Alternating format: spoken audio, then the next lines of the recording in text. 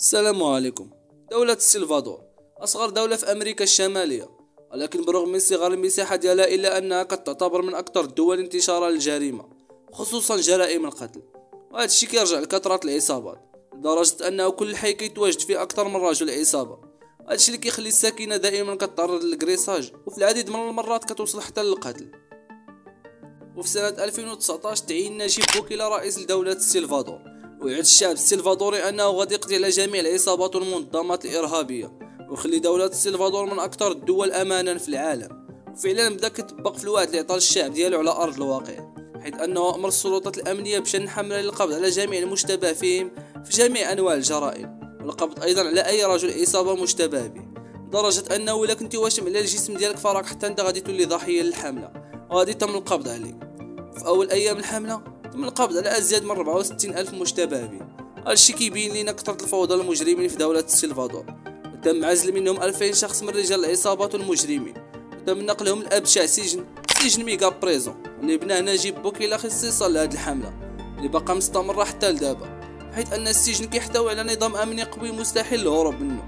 المساحة ديالو كتقدر 166 هكتار، وداير عليه سور عالي وسلوكة فيهم الضوء، واللي حاول يهرب وبقى صلاحيت فراك عارف شنو غادي يطرالي.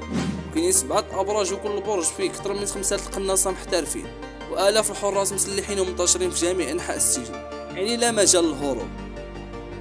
ولا دخلتي لهذا السجن فراه ما يمكنش لك باقي تواصل مع العالم الخارجي، في أنظمة للمراقبة بالكاميرات بدقة عالية، حيث أنه كيراقبوا كل سجين 24 ساعة على 24. كل 100 سجين كيجمعوهم في زنزانة وحدة فيها 100 متر وجوج روبينيات وطوالين، واي سجين دار شي غلطه صغيره كيعاقبوه باشد العقوبات باش يكون عبره للمساجين الاخرين، واي واحد كيهدد سلامه المواطنين وكيذوقوهم من العذاب اللي كانوا متسببين فيه للشعب السلفادوري.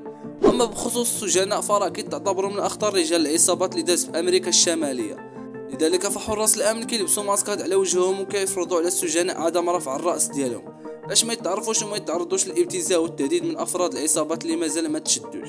وهذا الشيء فقط غير شويه من بزاف اللي كيتعرضوا ليه السجناء من تعذيب في سجن ميغا بريزون.